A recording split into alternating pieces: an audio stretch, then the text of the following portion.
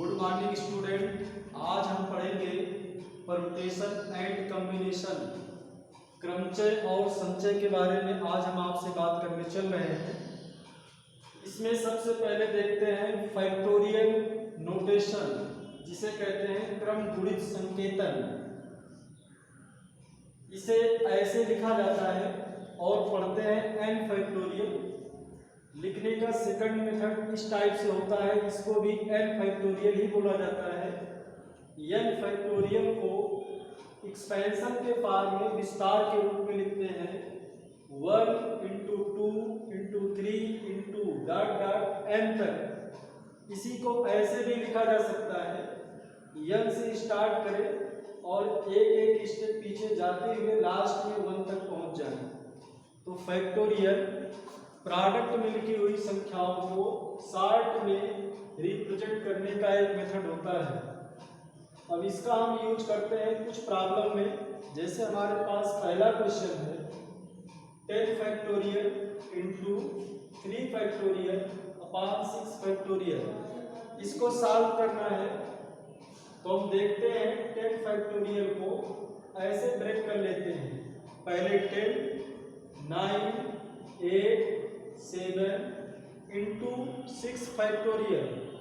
ध्यान रहे इससे ज़्यादा इसको इस्तेमाल नहीं करते, क्योंकि नीचे 6 फैक्टोरियल है, इससे कैंसिल हो जाएगा। और 3 फैक्टोरियल को लिख लेते हैं 3 इंटू 2 इंटू 1। और सॉल्व करने के बाद 6 इंटू 6, 6 से 6 कैंसिल हो गया। 10, 9, 8, 7 इनको मल्टीप्लाई कर लीजिए और 3, 2 को मल्टीप्लाई कर लीजिए, तो लास्ट में आपको आंसर मिलेगा 30240। फैक्टोरियल में इतना ध्यान दीजिएगा कि जिस संख्या से फैक्टोरियल हटाओगे उससे एक कम वाली संख्या पर लगेगा, इससे हटाओगे तो इससे कम वाले पर लग जाएगा, यहाँ से रिमूव करेंगे तो इससे कम संख्या पर लग जाएगा। और ये प्रोसेस तब तक चलेगा जब तक 1 ना आ जाए। जहाँ चाहे बीच में इस प्रोसेस को रोक सकते हैं। जैसे हम इसका एक्सपेंशन स्टार्ट किए और 6 पर लाकर रोक दिए, क्योंकि नीचे 6 से कैंसिल होने वाला था। ऐसा आप भी कर सकते हैं। इसी के एप्लीकेशन में मैं क्वेश्चन कर लेता हूँ। सॉल्व करना है 1/3 फैक्टोरियल प्लस 1/4 फैक्टोरियल। इसको सॉल्व करने के लिए 4 फैक्टोरियल को लिख सकते हैं 4 इंटू 3 फैक्टोरियल। अभी बताया कि जिस नंबर से फैक्टोरियल हटता है उससे एक कम पर तुरंत लग जाता है। ऐसे ही 3 फैक्टोरियल और 3 फैक्टोरियल डिनोमिनेटर में मिल गया, इसको कॉमन ले लेंगे तो यहाँ से बच जाएगा 1 और यहाँ से बचेगा 1/4। इस 3 फैक्टोरियल को 3, 2, 1 लिख लीजिए इंटू 1 प्लस 1/4 को ऐड करके जोड़ कर लिख सकते हैं 5/4। न्यूमरेटर को न्यूमरेटर से और डिनोमिनेटर को डिनोमिनेटर से मल्टीप्लाई कर दीजिए, तो न्यूमरेटर में हो गया 5 और डिनोमिनेटर में हो गया 3 इंटू 2 इंटू 1 इंटू 4। मल्टीप्लाई करेंगे सबको तो 24 हो जाएगा। ऐसे ही नेक्स्ट प्रॉब्लम देखते हैं, question number 3। 4 factorial, 5 factorial, 7 factorial, ये 3 ऐसी संख्याएं हैं जिनका एलसीएम और एचसीएफ निकालना है, लासा और मासा निकालना है। तो पहले हम देखते हैं कि इन सब में कौन संख्या सबसे बड़ी है, व्हिच इज ग्रेटेस्ट। तो जो इसमें सबसे बड़ी होगी उसको एलसीएम बोला जाएगा, और इन सभी संख्याओं में जो सबसे छोटी होगी, स्मॉलेस्ट नंबर होगी, उसको एचसीएफ लिखा जाएगा। तो ऐसे ही किसी फैक्टोरियल में लिखी गई संख्याओं के समूह से एचसीएफ और एलसीएम निकलता है। एलसीएम और एचसीएफ कैलकुलेट करते हैं। नेक्स्ट प्रॉब्लम 4 है, if n is equal to 10 and r is equal to 3, then calculate n factorial upon n minus r factorial.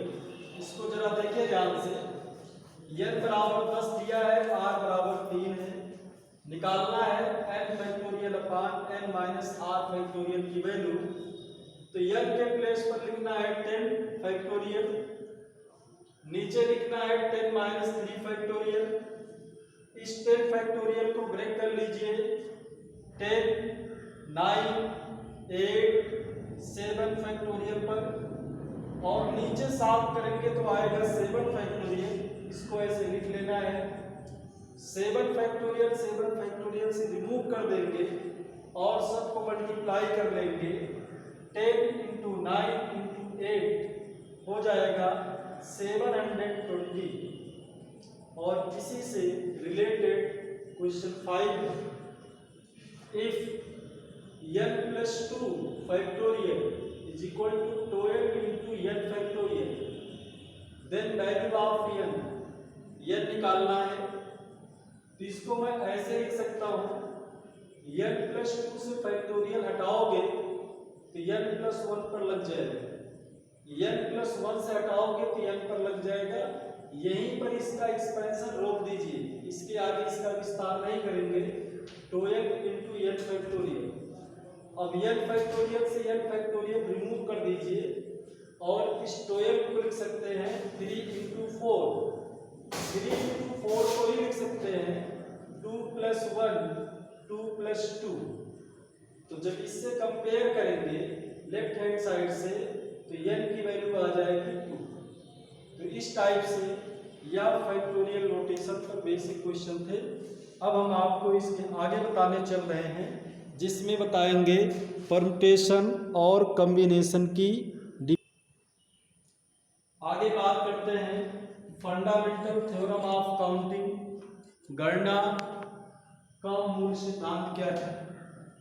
इसमें कुछ व्यवहारिक समस्याओं से अपनी बात हम प्रारंभ करते हैं।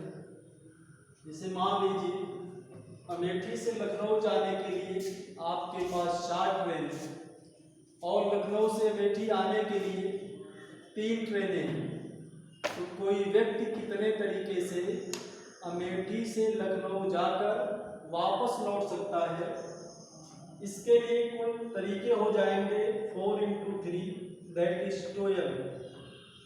इसे कहा जाता है गणना का मूल सिद्धांत। गणना के मूल सिद्धांत बताते हैं, यदि कोई काम स्वतंत्रता पूर्वक यम विधियों से हो सके, यम देश से कोई वर्क कंप्लीट हो सके, उसके बाद दूसरा वर्क यम मेथड से कंप्लीट हो रहा हो, तो इस पूरे वर्क में कुल m इंटू यम मेथड अप्लाई होते हैं। यम गुणे यम विधियां काम करती हैं।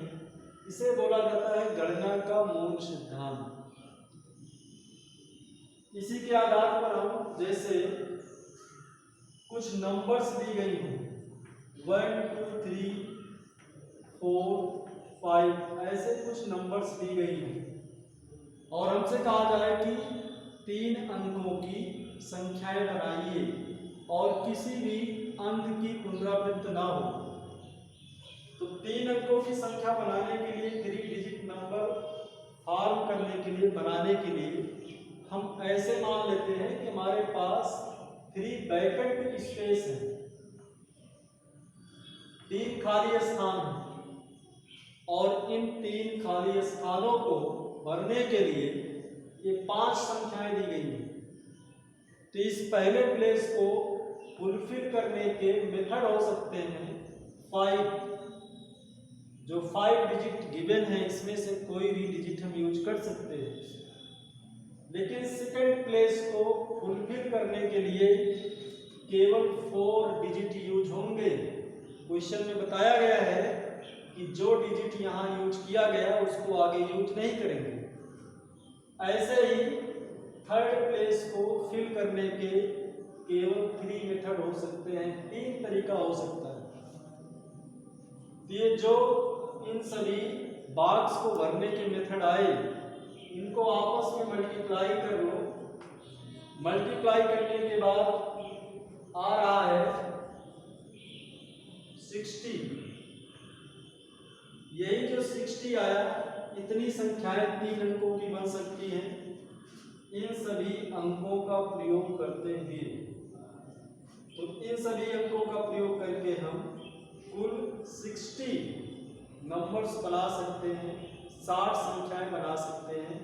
इसे कहा जाता है गणना का मूल सिद्धांत, फंडामेंटल थ्योरम ऑफ काउंटिंग, गणना का मूल सिद्धांत। अब इसके बाद हम चलते हैं परमुटेशन पर, जिसको कहते हैं क्रमचय। Permutation means arrangement. Permutation means arrangement. कुछ ऑब्जेक्ट आपको दी गई हो और उन्हें अरेंज करना हो, व्यवस्थित रखना हो, तो अरेंजमेंट करने के जितने मेथड हो सकते हैं उसी को बोला जाता है परमुटेशन। जैसे मैं एग्जांपल लेता हूं एक सेट का, और इस सेट में टोटल 3 एलिमेंट्स ले लेता हूं। एक बार में अगर 2 एलिमेंट लेना हो तो हमारे पास इतने अरेंजमेंट बन सकते हैं। एक्स वाई को साथ साथ ले सकते हैं, वाई जेड को साथ साथ ले सकते हैं, जेड एक्स को एक साथ कर सकते हैं, या इनका ऑर्डर चेंज करके वाई एक्स एक साथ, जेड वाई को एक साथ कर लीजिए, एक्स जेड को एक साथ कर लीजिए। इस सेट से एक बार में 2 एलिमेंट लेकर 6 टाइप के अरेंजमेंट बन सकते हैं। इस सेट के टोटल 3 एलिमेंट हैं, इसमें से 2 एलिमेंट को एक साथ लेकर जितने अरेंजमेंट बने हैं, इन्हीं अरेंजमेंट को हम परमुटेशन बोलते हैं। तो 3 सदस्य थे कुल, उसमें से 2 सदस्य लेने पर एक साथ 6 प्रकार का अरेंजमेंट बन सकता है। और यही 6 अरेंजमेंट जो आपके सामने दिख रहे हैं, इनमें से प्रत्येक अरेंजमेंट को हम परमुटेशन बोलते हैं, क्रमचय बोलते हैं। ध्यान रहे, परमुटेशन बनाते समय ऑर्डर इंपॉर्टेंट होता है। जैसे एक्स वाई एक परमुटेशन हो गया और वाई एक्स दूसरा परमुटेशन हो गया, वाई जेड एक परमुटेशन है तो जेड वाई कोई दूसरा परमुटेशन है, दोनों सेम नहीं है। परमुटेशन में ऑर्डर इंपॉर्टेंट होता है। अगर लेटर्स के ऑर्डर चेंज कर देंगे तो परमुटेशन तुरंत बदल जाएगा। इसी परमुटेशन को अगर फार्मूला के बेस में लिखना हो, n ऑब्जेक्ट से एक बार में r ऑब्जेक्ट लेकर बनने वाला परमुटेशन निकालना हो, तो उसको नोटेशन में इस प्रकार से लिखा जाता है। कुल n वस्तुएं हैं, उसमें से r वस्तुएं एक साथ लेना है। n वस्तुओं से r वस्तुओं को लेने पर बनने वाला क्रमचय संकेत में इस प्रकार से लिखा जाता है। इसी को लिखने का दूसरा नोटेशन ऐसे भी होता है, या भी लिखने का एक मेथड है। और इन दोनों में से कोई भी फॉर्म दिया गया हो, किसी भी रूप में लिखा गया हो, तो इसका एक्सपेंशन ऐसे किया जाता है, n factorial upon n minus r factorial.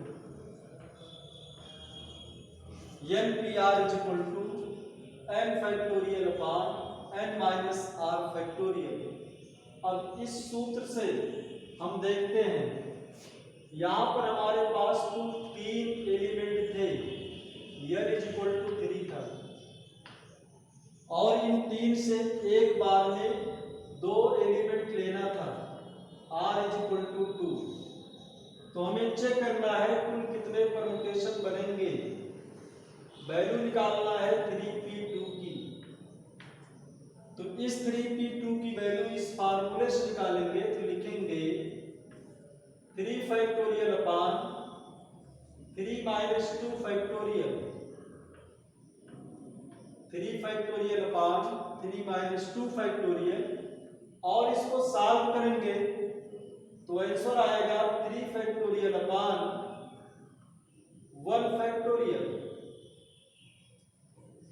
3 factorial को और सॉल्व करें तो लिख सकते हैं 3 into 2 into 1 factorial upon 1 factorial. 1 factorial से 1 फैक्टोरियल कैंसिल करके 3 इंटू 2 को मल्टीप्लाई कर लीजिए, आंसर आ गया 6। और यहां काउंट करके देखिए आपके पास 6 परमुटेशन पहले भी थे। तो चाहे न्यूमेरिकली कैलकुलेट करें और चाहे ऐसे अरेंजमेंट बना के देख लें, दोनों कंडीशन में सेम आंसर आता है। अब आपको इसके बेस्ड पर कुछ क्वेश्चन अपने बुक से प्रैक्टिस करना चाहिए और मेथड को क्लियर करना चाहिए। कल के वीडियो में इसके आगे मैं आपको बताऊंगा। Thank you.